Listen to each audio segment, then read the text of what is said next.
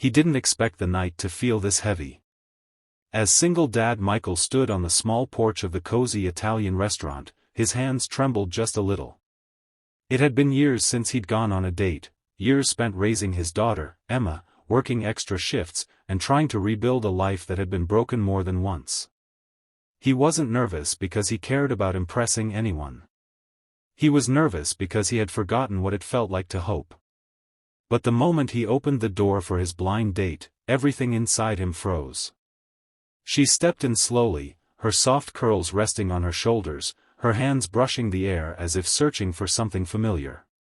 She turned toward him, and with a voice as gentle as a quiet song, she whispered, "Thank you. I always feel safer when someone kind opens the door." Michael didn't know why her words hit him so deeply, but they did.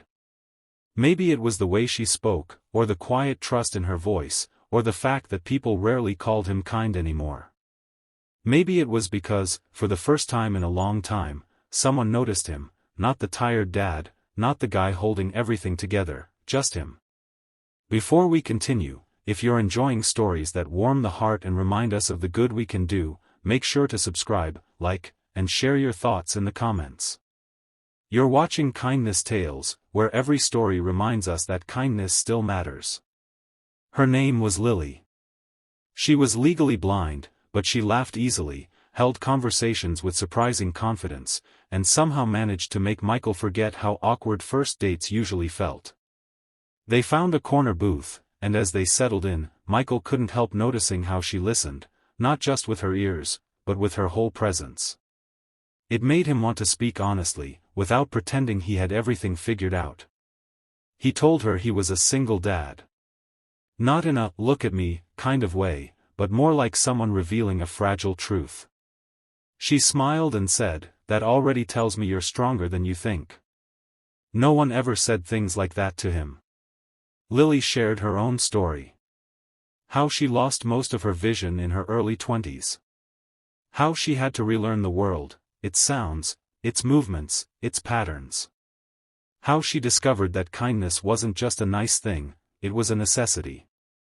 She needed strangers to guide her across streets, co-workers to read labels, friends to help her navigate places she had never been. "But you know what surprised me the most?" she said, her fingers tracing the rim of her glass. "Kindness is everywhere. We just walk too fast to notice it." Michael felt something shift inside him. Maybe because he had been walking too fast too, always rushing, always worrying, always surviving. Dinner felt warm, comfortable, and strangely natural. They talked about everything: music, childhood memories, the chaos of parenting, and each moment added a layer of ease Michael hadn't felt in years. When the waiter brought the check, Lily reached into her purse, but Michael gently stopped her. "Let me," he said. "You sure?" "Yeah," he smiled. "Tonight's been really good." She didn't push back. She simply nodded, trusting him again with that quiet grace she carried. Outside the restaurant, the air felt cool, the kind that made you breathe a little deeper. Cars passed with soft hums, and the streetlights cast long golden shadows across the sidewalk. Michael offered her his arm, and she accepted, her hand resting lightly on him. As they walked, she asked, "Can I tell you something?" "Of course," he said. "You're different," she whispered. "Not in the way most people mean it. You're gentle. You're patient. You notice things. People don't always slow down for me, but you did. From the moment I met you." Michael swallowed hard. No one had spoken to him with such sincerity in years. His ex never did. His co-workers didn't. Even his friends rarely noticed when he was struggling.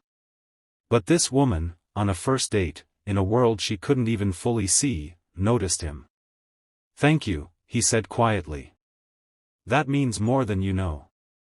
They reached her rideshare pickup spot, and she turned toward him. "Can I ask one more thing?" she said, her voice softer now. "Anything. Don't disappear after tonight. People do that sometimes. They're kind in the moment, but the moment doesn't last for them. I don't want this to be one of those moments.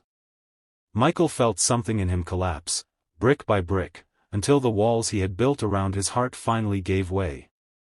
I don't want it to be a moment either, he said. Her smile widened, small and genuine.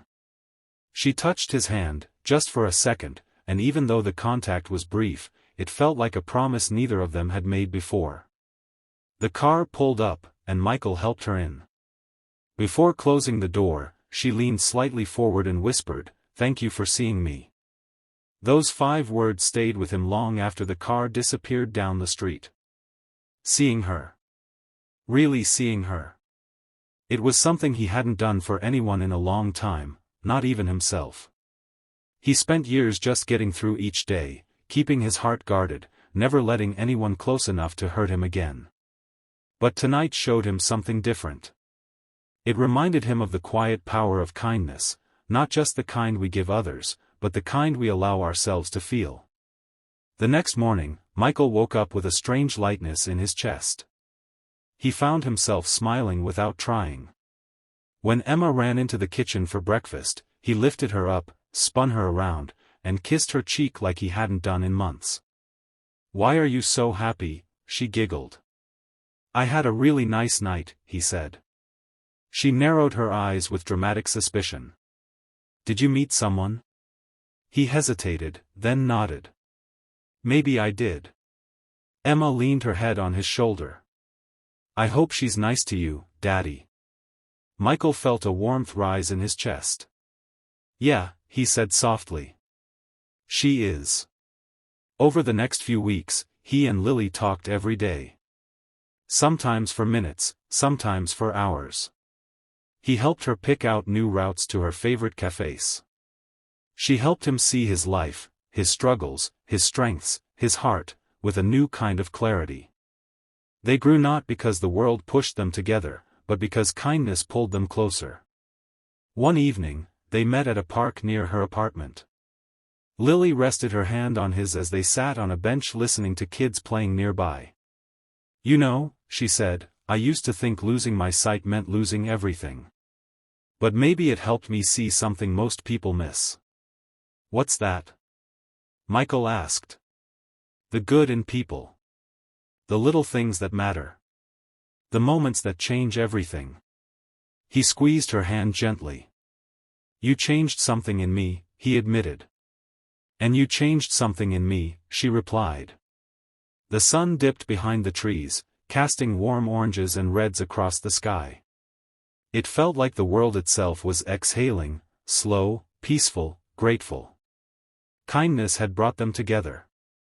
Not dramatic gestures. Not perfect timing. Just small acts, opening a door, listening, slowing down long enough to care. And it was enough to transform 2 lonely hearts into something whole again. Their story wasn't a fairy tale. It wasn't perfect. But it was real.